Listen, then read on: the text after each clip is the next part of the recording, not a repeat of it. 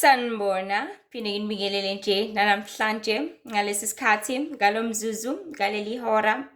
Kuhlezi kwemnandi nenkulu intokozo emangalisayo ukuthi sihlezi sihlangana ngezindaba ezinkulu zikababa wethu ohlala ekhaya ezulwini. Nanoma isikhathi esiningi abantu abaningi bake bazibone njengezindaba ezingelutho, njengezindaba ezingenamsebenzi, njengezindaba ezingeze basiza ngalutho, futhi ngezindaba nje esezijwayelekile zaze zajwayeleka kabi, in such a way that izwi likaNkulunkulu selaba nje inhlekisa ngendlela eyisimanga emhlabeni. Yonke into nje ethi uNkulunkulu phakathi isiyijoke leyo nto leyo. Why? Because uNkulunkulu seveze ubumnene bakhe ngendlela eyisimanga kubantu, seveze umusa wakhe kakhulu kuluntu, sebeze beyamhleka ngalokho. Kufana nomuntu onenhliziyo enhle emphakathini, umuntu ohlezi enza kahle kubantu, umuntu ohlezi yabela abantu izipho, ohlezi siza abantu. Loyo muntu loyo, abantu abaningi if bengasahambi kuleyo lane leyo kusiza, bengenandaba nalokho, ugcina eyinhlekisa, ubonakala ngazuthi uyisilima yena okudlula abanye abantu. Why? Because yena usabambe inhliziyo yobumnene, yothando, yokuthula, inhliziyo eyabayo, inhliziyo ende.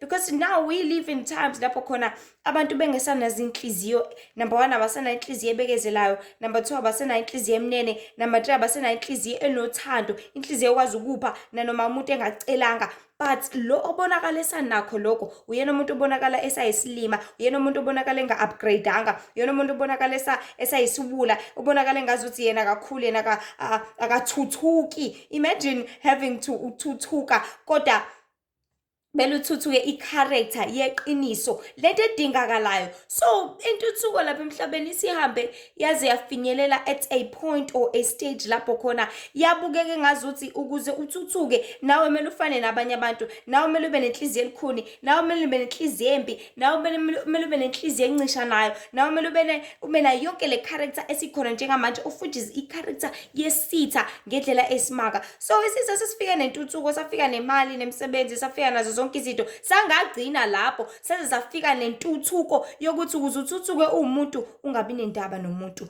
ukuze uthuthuke umuntu zinake wena, ukuze uthuthuke umuntu thanda imali, ukuze uthuthuke umuntu thanda izinto, ukuze uthuthuke umuntu kubambe lokhu nalokhu nalokhu, kubambe kungokwakho, ungakuthatha, ungakusebenzisa, ungakwenza ukuze kubonakale intuthuko. That is an upgrade to you, which is something that is very wrong. Why? Because uNkulunkulu has never changed. uNkulunkulu uthando lakhe lusanjalo, umusa wakhe usanjalo, uNkulunkulu akakaguquki nakancane. That is why uNkulunkulu esethatha wathi wenziwa i-laughing stock kubantu, because njengamanje abantu babone ngazuthi uNkulunkulu into engekho. uNkulunkulu uyakusiza yini? uNkulunkulu wanothi no, this is so retarded, leyo nto nje into yakudala, into engemuva, into engasizi ngalutho. But sikhohlwe ukuthi uNkulunkulu usanjalo, usamile, usanothando, usanobumnene, usanomusa, akakaze ajika, ufana neqiniso. Iqiniso alijiki, phela amanga ahlezi eguquka. And the Lord has made this example ukuthi kufana nengane mayizothunya esitolo, let's say ithunya esitolo, yavela ithatha imali yayidla yona, base simile lapha ngaphandle ekhaya kubi, siyacabanga ukuthi ngizothini ngima, ngizothi ilahlekile. Uma ngiyeza ngikholwa ngoba uma ubengibophelele la isandleni imali, ngizothi bangiphucile, ngekaza ngikholwa ngoba emgaqweni ngihamba ngiyagijima ngikaze futhi ngiphucwe imali, futhi akekho umuntu oyisigebengu ophuca ingane imali. So amanga azolibele shintsha eba maningi. Why? Because ayinto engekho vele, ayinto ekhandiwe ngaleso sikhathi. So kufana nayo yonke lento ebizwa nge-so called ntuthuko ekhona egcwele emhlabeni njengamanje, into ekhandiwe, into engekho. Ugesi ukhandiwe ukuze abantu bangabe sathembele emlilweni obuyimvelo lo uNkulunkulu bethu siphile ngayo. Amanzi akhandiwe la uphuma empompini, asefaka ojika, afaka oflorini, afaka zonke izinto ukuze umuntu angabe sakholelwa ukuthenini kumele aphuze amanzi acwebile asemfuleni, aphuze amanzi acwebile asemvuleni, ageze ngamanzi acwebile azomhlambulula ngokuphelele. Yonke into ikhandiwe. Ukudla lokho kudliwa ama-noodles ahlanganisiwe, kuhlanganiswa imshini, wahlanganiswa yonke into, kwakhandwa kwenziwa into. Njengamanje kukhandwe nani? Kukhandwe nama-robots akhona lawo, kukhandwa umuntu uqobo lwakhe, kwenzela ukuthi lo muntu lo oyithi kube na something copy yawo. So everything ikhandiwe lapha emhlabeni, and ekhandweni kwazo zonke lezi zinto, unfortunately enough, zikhandela uqeda uthando kubantu, zikhandela uqeda umusa kubantu, zikhandela uqeda ukubumbana kubantu, because the more ukhandela lezi zinto abantu, that is the more begijimela zona, bangabe semanandaba nabanye abantu, bengabe semanandaba ukuthi kumele sibumbane simabantu, sithandane singabantu. But senendaba nefoni yakho umuntu le ikhandiwe nayo, it's just a robot. Usenendaba ne-laptop yakho umuntu ikhandiwe, it's just a robot, but usithanda lona ukudlula umakhelwane wakhe, usithanda lona ukudlula abantwana bakhe imbala, usuthanda lento ukudlula even ukudlula bona abantu sebethanda lezi zinto ukudlula bona, because they don't even care ukuthi kumele ngiyogeza, kumele ngidla, khohlwa nomuntu ukuthi kunezinto ezibalekile akumele azenzele zona. Iwashing ihlale izibe ngaka aze aphinde izinto ezingcolile, because they do not care about them anymore. But sebenendaba nalezi zinto lezi ezikhandiwe, and unfortunately njengamanje nabantu bayakhandwa ukuthi baphelele uthando kangakanani, bayakhandwa ukuthi babe ma-robots kangakanani, bayakhandwa ukuthi bangenzi kahle kangakanani, and bayakhandeka. What I have seen, bayakhandeka ngendlela okwenzeka ngayo njengamanje. So esihloko sithi uthando lomuntu luyaphela.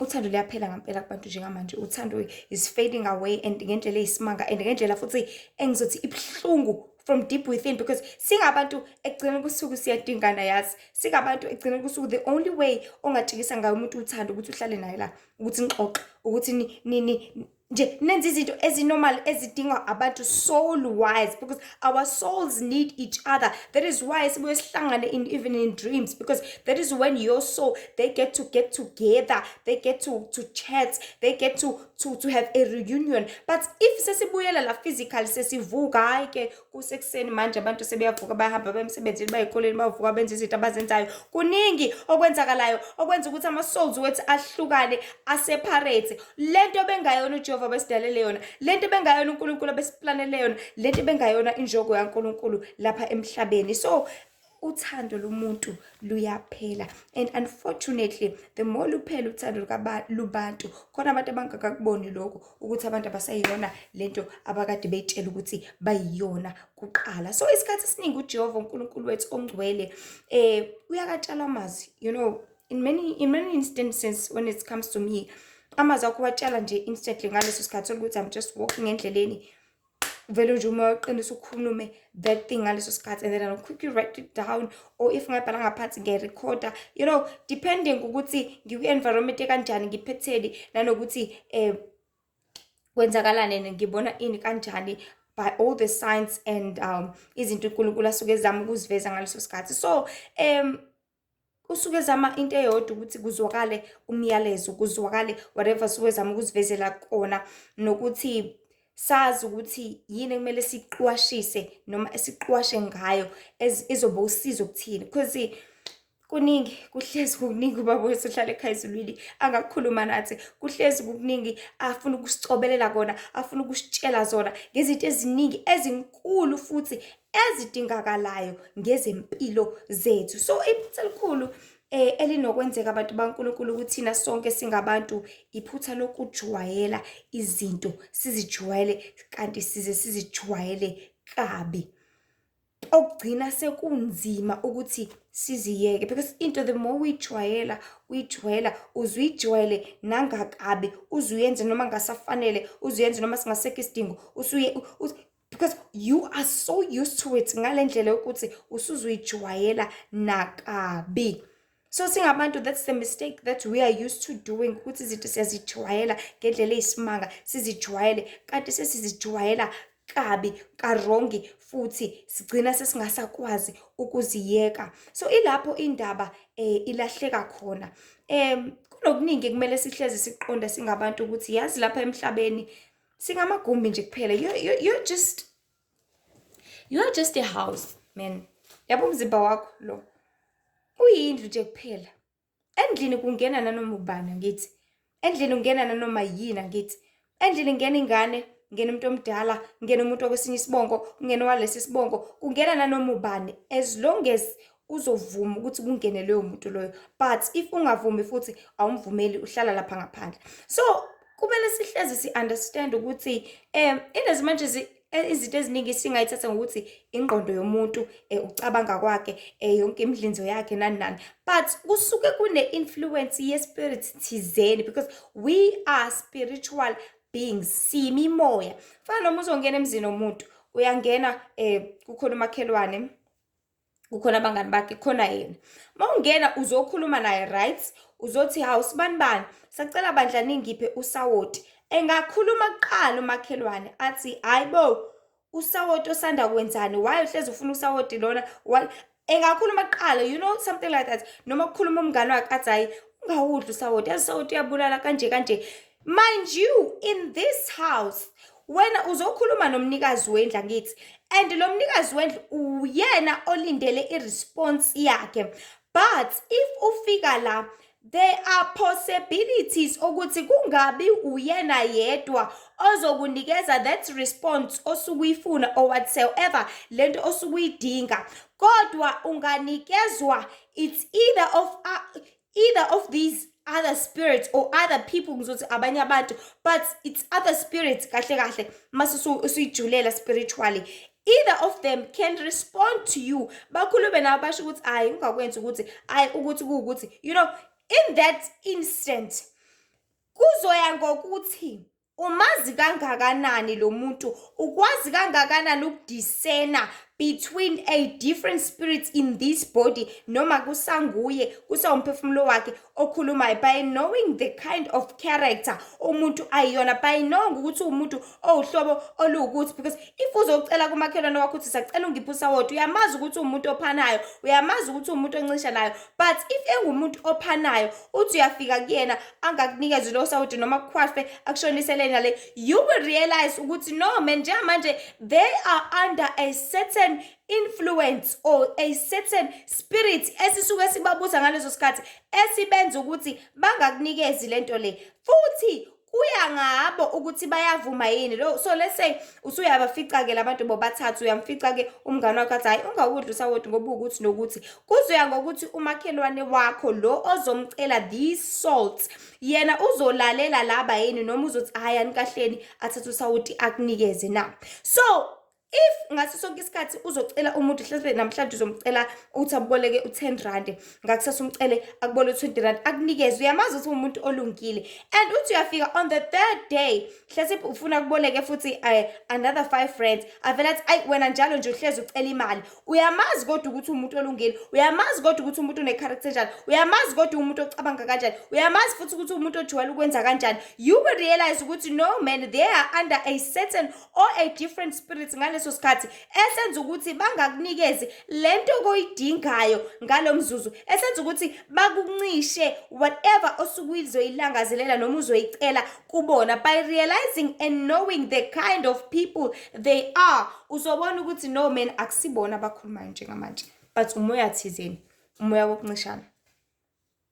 Ebese mabe uvumela lo moya wokuncishana, ngisho uNkulunkulu, umoya kaNkulunkulu usuza kubona ukhuluma. Banye bathi ngunembeza, ngithi ila bezokwazi ukuthi bawukhwefa bathi no, mina ngumuntu okanje, mina ngiyaphana, mina ngizomnikeza futhi lento akayidingayo. And mase semnikeza, you will realize ukuthi oh, wabuya umqondo, sebuyelile, sewuyena futhi. So it is a point, or it is actually la kumele sikwazi ukwehlukanisa khona and be able to discern between spirits, ukuthi njengamanje uyena okhulumayo, njengamanje umoya thizeni ukhulumayo, umoya wokuncishana, umoya ongaphali, umoya wamona, umoya wo1 no2 no3, being able to differentiate all these things. But engifisa ukuveza kakhulu ukuthi it is unfortunate ukuthi abantu, you will never understand and know ukuthi imuphi umoya awuvumelayo ukuthi umbuse ngasiphi isikhathi. That is why ngifisa ukuthi sihlezi understand ukuthi singamagumbi nje kuphela, siyizindlu nje kuphela ezingena nanoma imuphi umoya esiwuvumelayo thina abantu. So singacabanga ukuthi if you approach a person namhlanje uphinde approach kusasa nangalela langa bazobehave the same way ngaso sonke isikhathi nangendlela olindele ngayo. No, it can be different. Bengenza ngendlela eyahlukile ngesikhathi esilandelayo, depending ukuthi lo muntu usuke evumelele siphi ispirit ukuthi simbuse ngaloyo mzuzu. Because umuntu uyazikhethela. Umuntu uyazikhethela ukuthi uvumela bani endini yakhe, umuntu uyazikhethela ukuthi unqabela bani ukuthi angene. You always have a choice ukuthi wenza ini kanjani nanoma ingasiphi isikhathi. So I wish people to understand ukuthi siphila ekhathini ezinzima ezimbi futhi lapho khona uthando lomuntu luyaphela it's fading away, luphela nya ngendlela esimanga. And the more luphela, the more people bezwa ubuhlungu, but abantu they keep on lacking in understanding ukuthi abantu njengamanje they are so influenced with many spirits abenza ukuthi bangabe basabehave ngalendlela abekade umlindele ukuthi abehave ngayo, angabe saresponda ngalendlela obukade umlindele ukuthi aresponde ngayo, angabe senza ngalendlela alindeleke ngayo nalendlela ajwayeleke ngayo nangendlela omazi ngayo wena, because there is a spirit njengamanje asivumelile ukuthi simsebenzise ngaloyo msuthu. Umuntu nize nithi hayi umuntu owukuthi, kanti akakho njalo. Uleya moya nje ongenile kuyena womsebenzisa. Fana nabantu abagcwele emajele manje, ama-rapist, ababulali, izigebengu nani.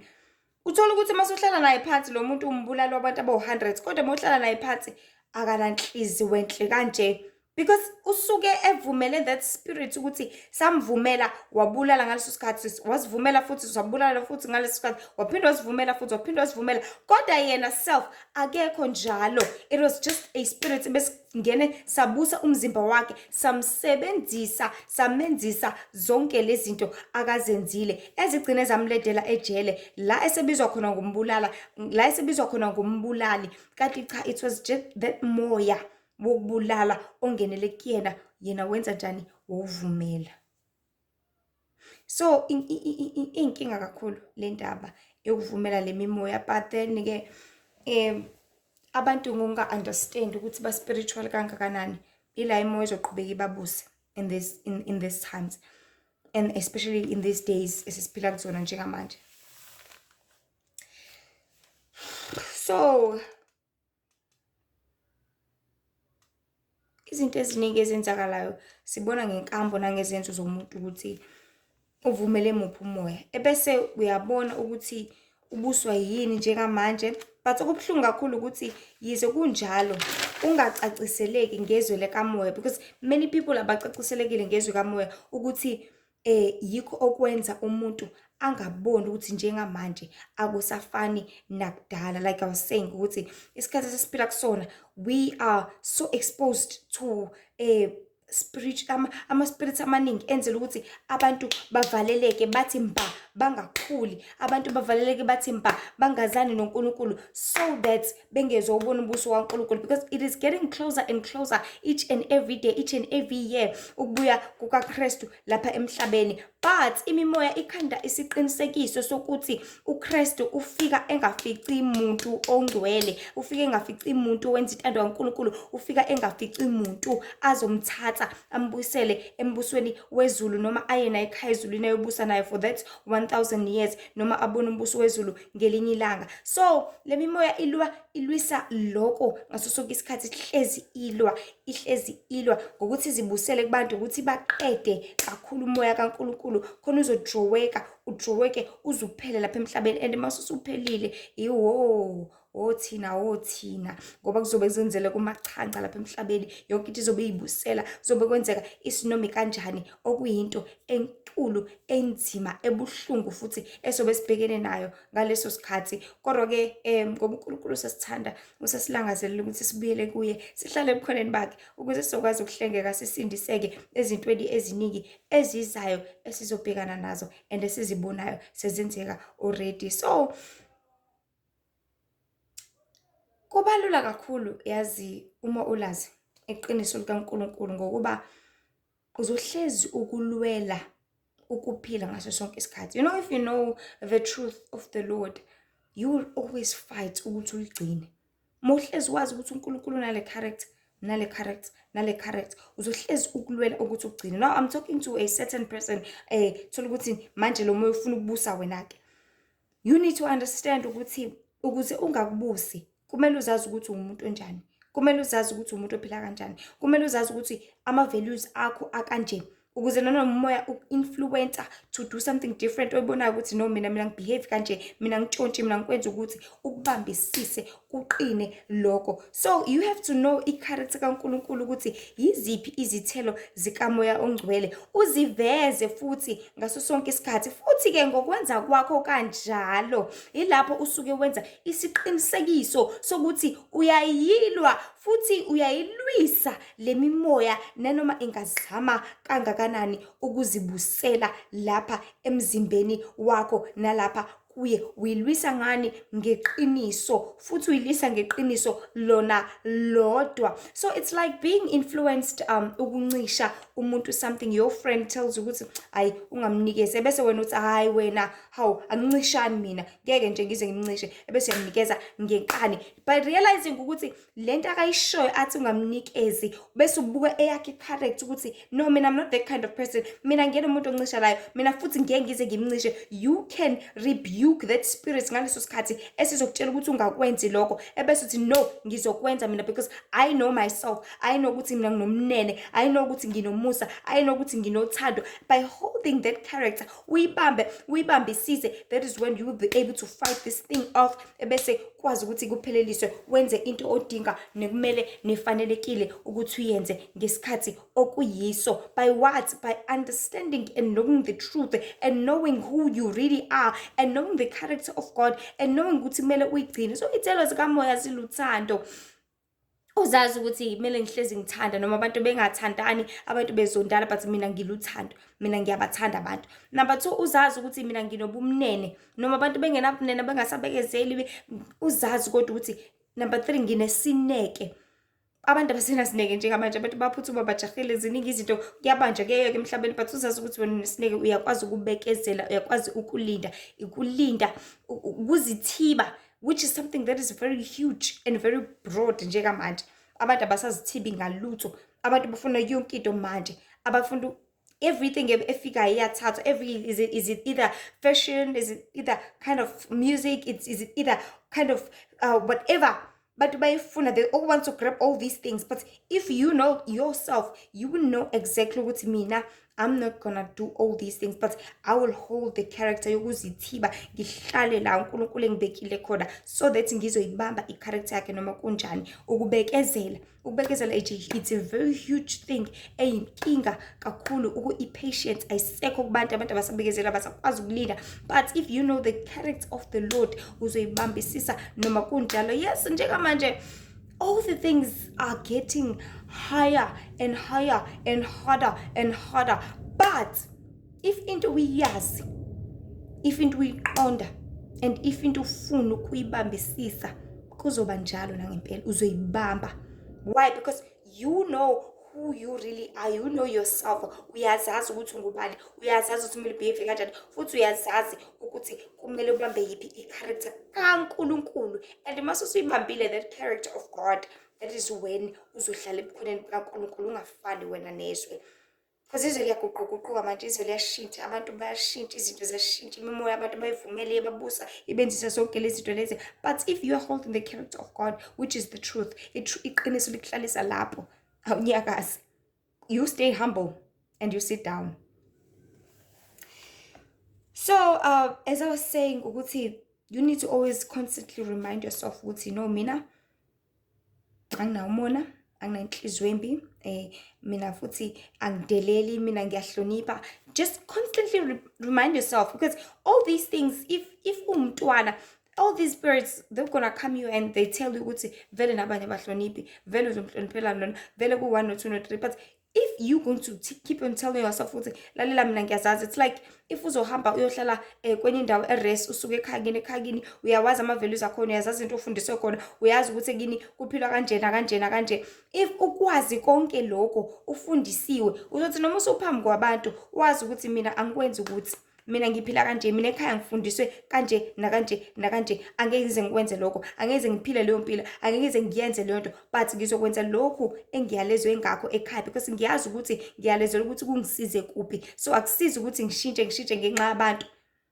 Mase usuphila impilo yabantu izokuhlula because into ongayazi, into ongafundiswanga ngayo, into engatshalwanga kuwena. So njengamanje izimpilo zabantu ziyashintshiswa, zenziwa into bashintshwa benziswa izinto abangazona. Bafaka ama-character engasiwona awabo, engamele ngabe baphila ngawo, engamele ngabe benza ngawo, engamele ngabe babehave ngaleyo ndlela, but they allow all these spirits, all these influences ukuthi zibe ngaphezulu kwabo. And then there comes a problem ke ngaleyo ndlela, because these spirits mase singaphezulu kwakho, sigcina sesibusa bese siyayithathela umzimba wakho bese siyazenzela, because you let ukubambisisa lokho yikho, ukubambisisa lokho nakho.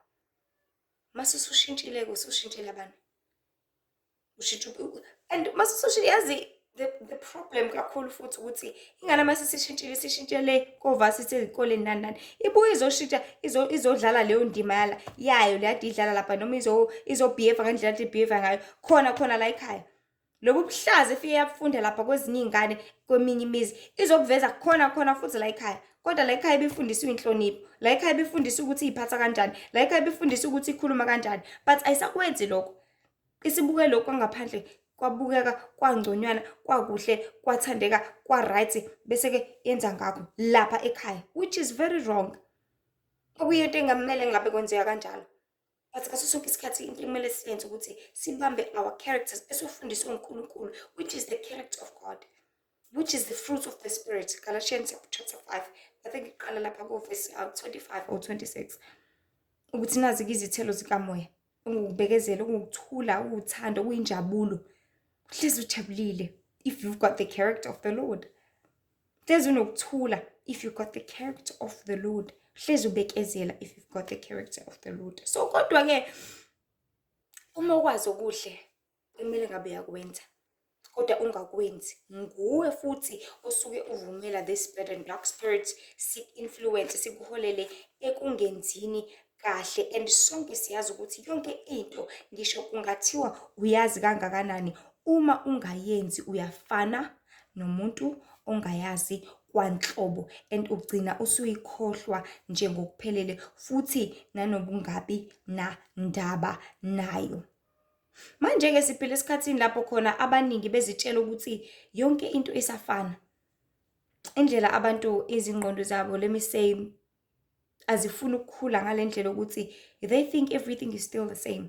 Bacabanga ukuthi kusafana nakudala, bacabanga ukuthi sisaphila emhlabeni lokho sesiphila kona, because they see ukuthi sisalala, sisavuka, sisadla, sisaphuma, sisangena ilanga saphuma, lisashona kunjalo vele. uNkulunkulu sanjalo akaguqukanga, but abantu they have changed a lot.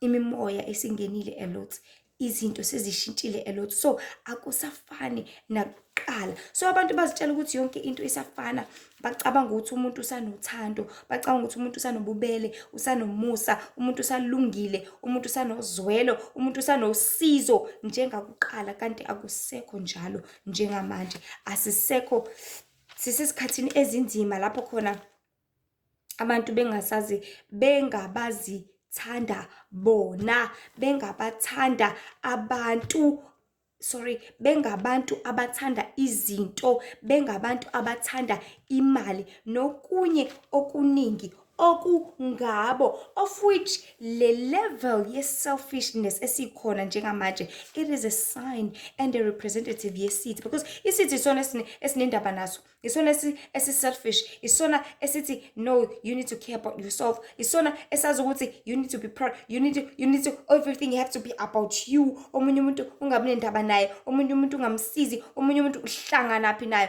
Isitha iyona character yaso lezo, so ilibe livela kubantu, silibe lisitshala kubantu ukuthi abantu nabo babehave ngaleyo ndlela. And the more abantu beyithatha leyo character, beyibamba futhi bebehave ngayo, that is when people change from the character abekade bedalelwe yona uNkulunkulu. That is when people change from the character le uNkulunkulu abebefuna ukuthi baphile ngayo, bazigcine ngayo, nokuthi babehave ngayo lapha emhlabeni. That is why njengamanje thola umuntu engasenandaba nomunye umuntu, whether udinga usizo, whether uyakhala, what they do, they just take their phone, record ukuthi awu shame uyakhala, awu bakithi ukuthi, awu bandla no uzoba right, awu shame. Kuphelele lapho. What kind of life is that? Impilo enjani ngampela leyo? Because kudala wawukwazi ukuthi usize umuntu ungadingi nokuthi abanye abantu baze bazi ukuthi uyakhala, but usheshe umthulise, usheshe umduduze nani. Even emgcwabeni ukuthi nje oshonelwe asheshe ekhalise, asheshe asukunyiswe, ayiswe emnyango, asheshe athulise nani. But manje usekhala ngiqaba ashiye ngisho ngahayiza phansi bazombuka nje abantu. Bazibukele nje ukuthi hayibo ehlanya yena ucabanga ukuthi uyena osana oqala ukushonela, ucabanga ukuthi uyena oqala ukudlula kulesimo, sonke sadlula kulesimo, awazona drama bo. We live in that time whereby people do not care ngendlela esimanga, but unfortunately abantu basacabanga ukuthi abantu basanozwelo, basacabanga ukuthi basanothando, bacabanga ukuthi basanosizo, kanti ayisekho into enjalo, ayisekho ngampela into enjalo. So isitha sizicabangela sona, okuyinto esifakwe yatshalwa nangempela kuluntu lonke ukuthi babe ngabantu abanendaba nabo kunokuba bakhathalele abanye abantu. And it is very unfortunate kodwa indlela lento ehambe ibe negative ngayo kubantu abaningi. So when it comes to ukujwayela izinto eziningi kwamanje abantu bebona ukuthi abanye sebeshintshile, basanokuzitshela, even though abantu bebona ukuthi abantu bashintshile, but basanokuzitshela ukuthi basangaluthola usizo kubo ngendlela abalangazelela ngayo, ngendlela abadinga ngayo, forgetting ukuthi seligaya ngomunye umhlathi njengamanje. So people still think ukuthi loya makhelwane wami because ubenosizo usazoba nosizo namhlanje, kanti akusekho njalo. Loya makhelwane wami ngoba uyena olungile endaweni akusekho njalo. Isitha has implanted, safaka umoya wongabi nandaba ngendlela esimanga kubantu, and abantu abasenalo usizo lobu obucabanga ukuthi banalo, abasenayo intshisekelo nogqozi naleya drive obucabanga ukuthi banayo ngawe, ngekhe yakho, ngokukhala kwakho, ngezidingo zakho nangokucela kwakho. They do not care about that anymore.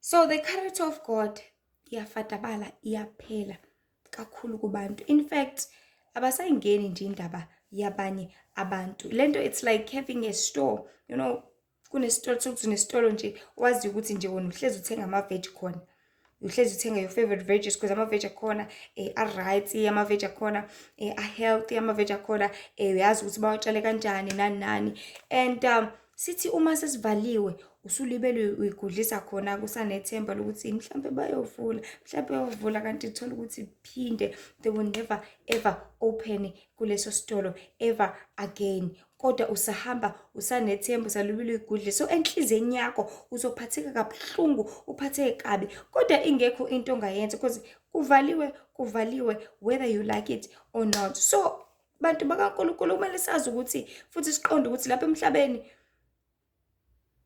zonke izinto ziyaguquguquka. Everything changes. Yes, everything changes.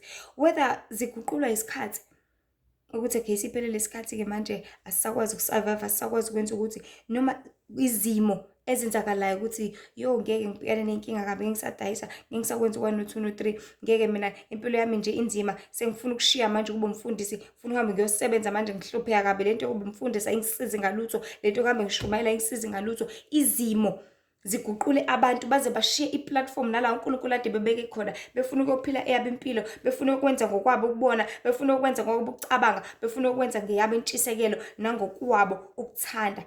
So izimo zibaguqule abantu bashintshe completely, as many would say.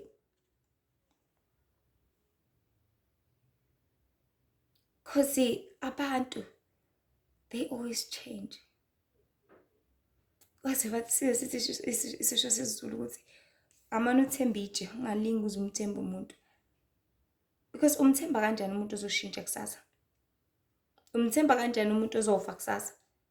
Umthemba kanjani umuntu ozokuphoxa kusasa? And I don't know ukuthi indlela Nkosi yami izingqondo zethu ezibuye zifadabale ngakhona. Uthi ubona kahle ukuthi umuntu uphoxile izolo kodwa futhi uphinde ubuyele kuyena. Ubona kahle ukuthi akakusizanga uphinde futhi ubuyele kuyena. Kanti when do you come to ukufunda ukuthi No, mina akuyona lento engiyicabangayo. Akuyena lo muntu engiyitshela ukuthi uyena. Akuyena futhi ngeke kusaphinde kufane. And ngeke kusaphinde kufane ngampela lapha emhlabeni. I promise you people, it will never be the same again. Up until aze abuye uJesu. Up until kuze kubuyele emhlabeni lo uNkulunkulu kade sidalele wona. But lo esiphila kuwona njengamanje, as long as kusakhona uSathane, as long as sakhona amadimoni, as long as sakhona yonke uhlobo lwento embi engcolile lapha emhlabeni, angeke kuze kuphinde kube kuhle ngalendlela esithanda nesifisa nesilangazelela ngayo. But kuzolibele kuba worse, kuzolibele kuba worse ngaso sonke isikhathi. And akekho umuntu mina ahlalela ukuthi alibele tetemiso omunye, alibele phatha omunye, emshushuzela nani, because everyone cares about themselves. Everyone cares about ukuthi ubani ozonqoba, ubani ozowina, ubani ozophila, ubani ozoba right empilweni. So it's unfortunate ukuthi izinto ezenzakalayo abantu noma bekubona but abafuni ukwamkela ukuthi uthando liyaphela kubantu. Abafuni ukwamkela because they are so used to this kind of love. Sebejwayele lolu thando lolu fake. Sebejwayele ukuthi usizo ngithola endaweni ukuthi, sebejwayele ukuthi kwenzeka kanje nakanje, kanti cha. Akusekho njalo.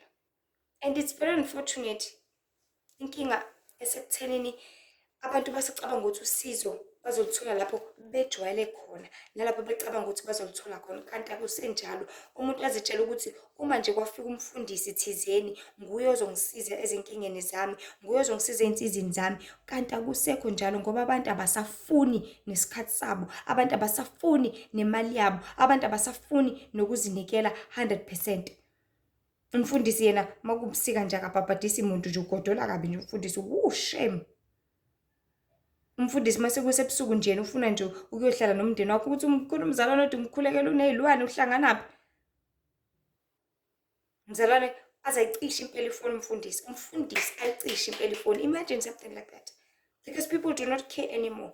So izinhliziyo zabantu azisavumi kahle kahle ngokuba abantu bamatasa kakhulu ngezimpilo zabo njengamanje ukuthi bangaba nendaba nabanye abantu okudlula bona uqobo.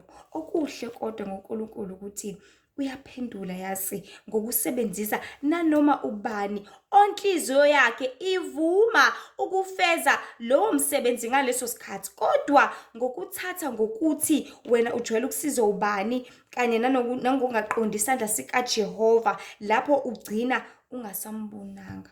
Ugcina ungasambona uNkulunkulu ezifikela kuwe ezokusiza. Nanokuthi yonke into abantu bafuna ukumkhethela uJehova ukuthi afike nini. Kumele ufike ngalesikhathi, kumele ufike ngeweekend ngikhona, kumele ufike ngingawashi, kumele ufike ngingaclean, kumele ufike ngi-free. Bafuna ukumkhethela ukuthi uNkulunkulu afike kanjani. Kumele afike ngomfundisi, kumele afike ngomamkhokheli, kumele afike ngobani. Bayamkhethela ukuthi uNkulunkulu futhi kumele afike ngasiphi isikhathi. Okuyiyona into eronke.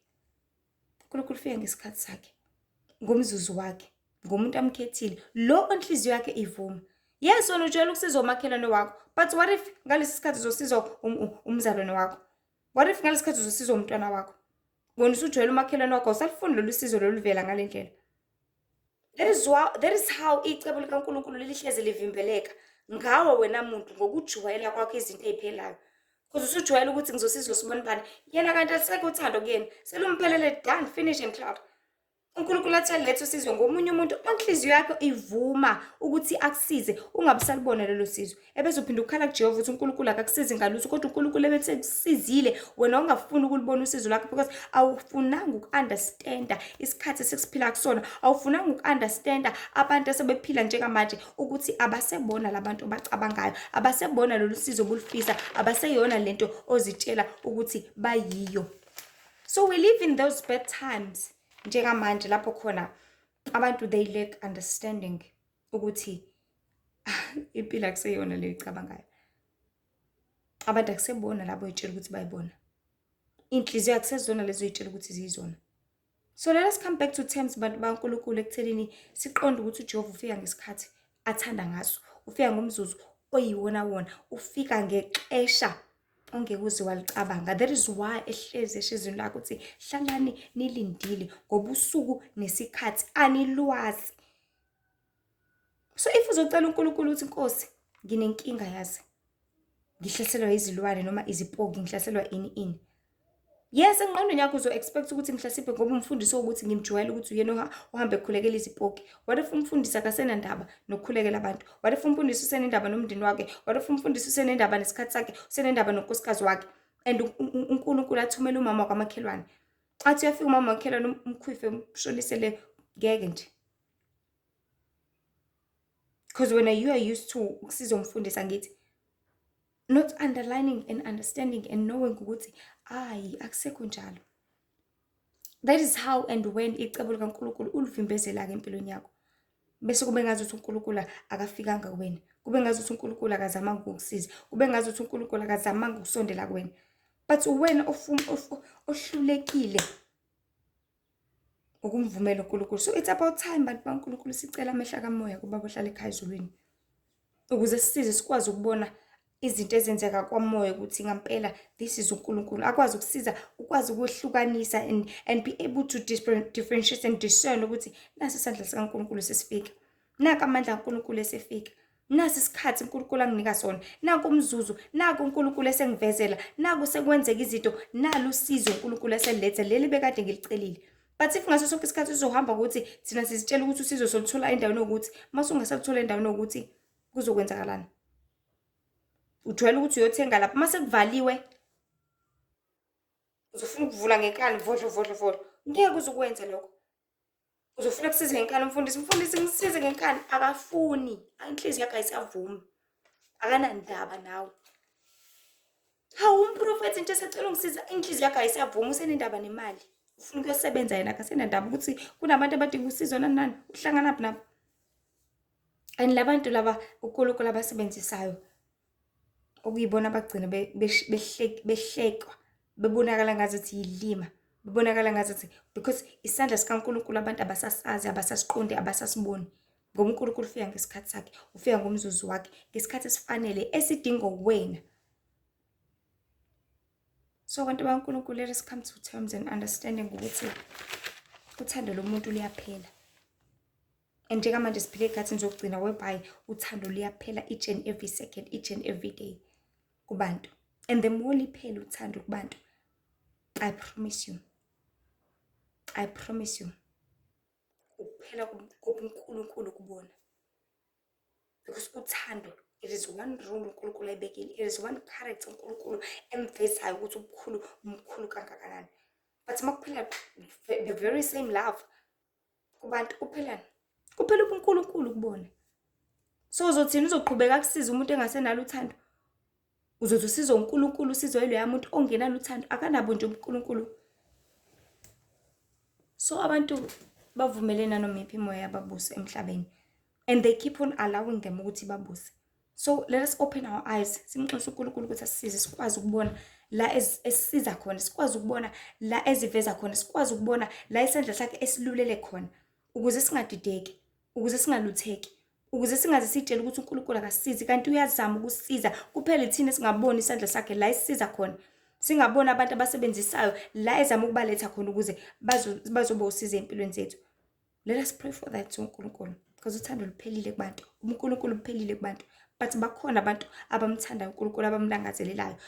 Ask God to open your eyes so that you can see those people bakwazi ukuthi babe usizo empilweni yakho. Because uNkulunkulu understand ukuthi udingani. uNkulunkulu uyayizwa imithandazo yakho, uyakuzwa ukukhala kwakho, uyakuzwa ukulangazelela kwakho, uyakuzwa ukufisa kwakho, and uyathanda ukukusiza.